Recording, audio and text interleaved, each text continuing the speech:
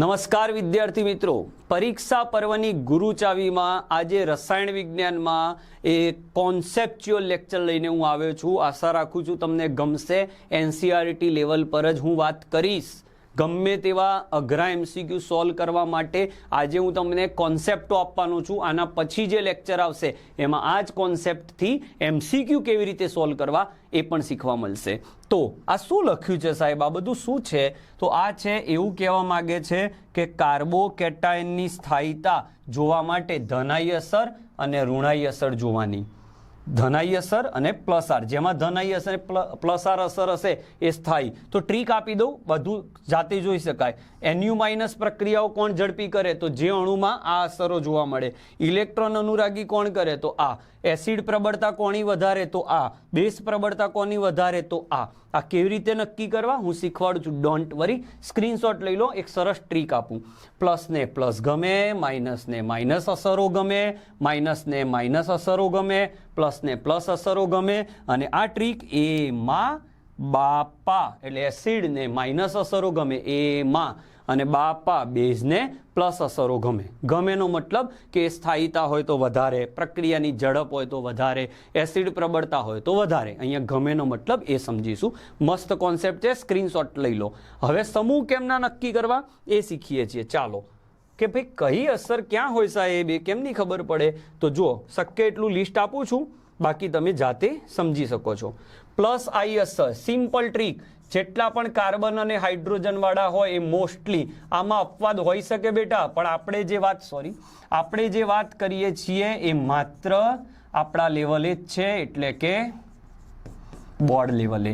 હવે ઋણાઈ અસર વાળા તો NO2, CF3, ફિનાઇલ સમૂહ અને બધા જ X, આટલા ઋણાઈ અસર વાળા. આનો ક્રમ આપણી બુકમાં આલ્ડીહાઇડ કીટોન વાળા ચેપ્ટરમાં આપેલું છે. ધન આર અસર એટલે સંસ્પંદન અસર.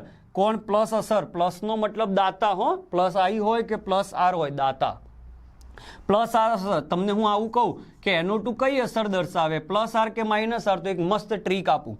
પહેલો પરમાણુ N, બીજો પરમાણુ O, તો પહેલા પરમાણુ કરતા બીજા પરમાણુની વિદ્યુત ઋણતા વધારશે, એટલે ઇલેક્ટ્રોન બેન્ઝીન પરથી ખેંચીને આને આપી દેશે. એટલે બેન્ઝીન તરફથી ખેંચીને આપી દે છે, એટલે ઋણાર અસર. આ જ જગ્યાએ જો OH લઉં તો પહેલો પરમાણુ O અને બીજો પરમાણુ H, તો પહેલા પરમાણુની વિદ્યુત ઋણતા વધાર. તો જેના પહેલા પરમાણુની વિદ્યુત ઋણતા વધાર હોય એ ધનાર અસર દર્શાવશે, અને જેના બીજા પરમાણુની વિદ્યુત ઋણતા વધારે હશે એ ઋણાર અસર દર્શાવશે. ચલો SO3H શું દર્શાવે? તો અહીંયા S છે, SO3H ની જગ્યાએ એક બીજો સમૂહ લઈએ આપણે, OCH3. તો OCH3 માં O છે ને બીજો C, તો ઓની વિદ્યુત ઋણતા વધારે, તો આ ધનાર અસર દર્શાવશે. આ રીતે અસરો નક્કી થાય. મિથાઇલ ઇથાઇલ પ્રોપાઇલ ધનાઈ અસર, દાતા. બરાબર. NO2, PH, FCl, Br, I આ બધા ઋણાઈ અસર.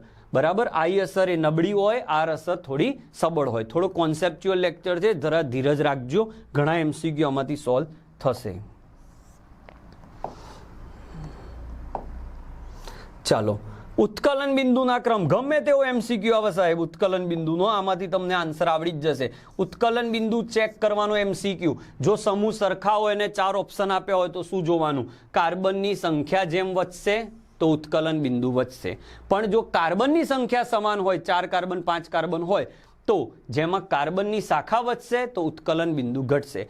ધારો કાર્બન સરખા છે અને હેલોજન આપ્યા છે, તો હેલોજનની સંખ્યા વધશે તો ઉત્કલન બિંદુ વધશે. સમપ્રમાણ એટલે વધે, વ્યસ્ત પ્રમાણ તો વધે ઘટે, શાખા વધે ઉત્કલન બિંદુ ઘટે. નેક્સ્ટ, હેલોજનનું કદ વધે એટલે F, Cl, Br અને I હોય તો કોનું ઉત્કલન બિંદુ વધારે? તો જેનું કદ મોટું. ઓકે. આલ્કોહોલ હોય, પ્રોપેનોલ હોય, ઇથિલિન ગ્લાયકોલ અને ગ્લિસરોલ, તો કે કોનું ઉત્કલન બિંદુ વધારે? ગ્લિસરોલ, કારણ કે એમાં OH ની સંખ્યા વધુ હોય. પાણીમાં દ્રાવ્યતા કોની વધારે? તો હોય એની. બેટા MCQs આ જ કોન્સેપ્ટથી આપણે નેક્સ્ટ લેક્ચરમાં લેવાના છીએ. ઉત્કલન બિંદુ 3 ઓપ્શન આપ્યા હોય તો પ્રાથમિક, દ્વિતીયક, તૃતીયક મુજબ જ જોવાનું. જેમ કે આલ્કોહોલ, તો પ્રાથમિક આલ્કોહોલનું બોઇલિંગ પોઈન્ટ ઊંચું દ્વિતીયક કરતા, તૃતીયક કરતા. એમાઇન આપે તો એ જ રીતે થશે. હવે અલગ અલગ સમૂહ આપ્યા હોય, એકમાં આલ્કોહોલ હોય ને એકમાં એમાઇન હોય, આવું કે CH3, CH2, OH, અને CH3 CH2 NH2 આ બેમાં કોનું ઉબી વધારે? તો આનું. કેમ? કારણ કે આમાં ઓની વિદ્યુત ઋણતા વધારે છે. આખા ઓર્ગેનિકમાં સૌથી વધારે ઉત્કલન બિંદુ કોનું? કાર્બોક્સિલિક એસિડ, કારણ કે એમાં કાર્બોનિલ પણ છે, હાઇડ્રોક્સિલ પણ છે. આમાં માત્ર હાઇડ્રોક્સિલ, આમાં ખાલી કાર્બોનિલ સમૂહ છે. તો ઉબી નક્કી કરવાના આટલા સિમ્પલ ટ્રીકો છે. આટલું ધ્યાનમાં રાખો, ગમે તેવો MCQ સોલ્વ થઈ જશે.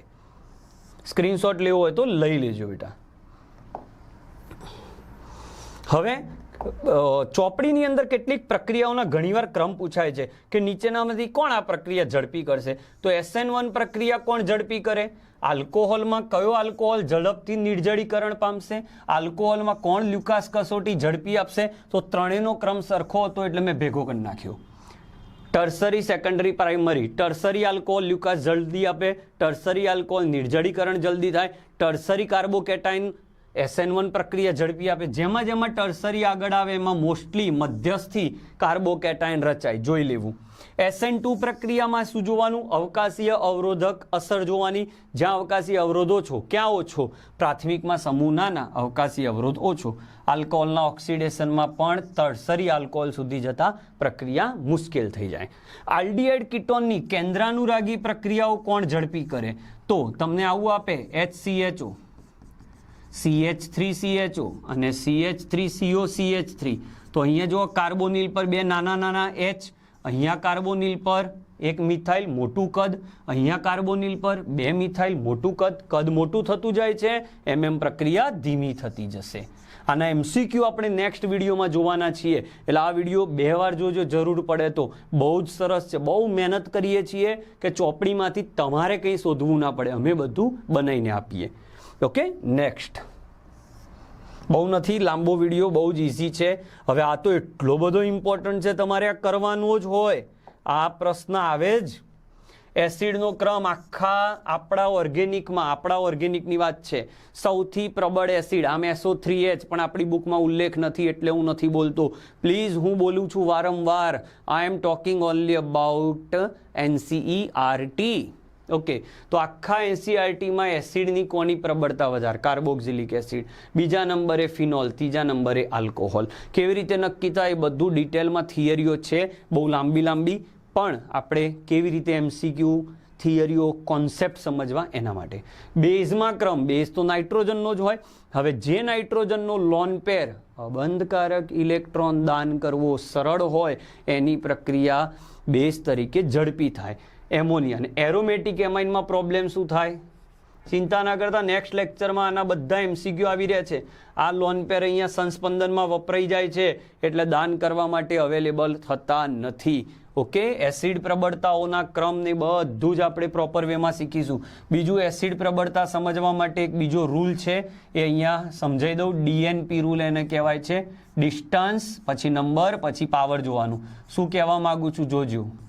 આ હોય અને આ હોય, આ બેમાં કોની એસિડ પ્રબળતા વધારે?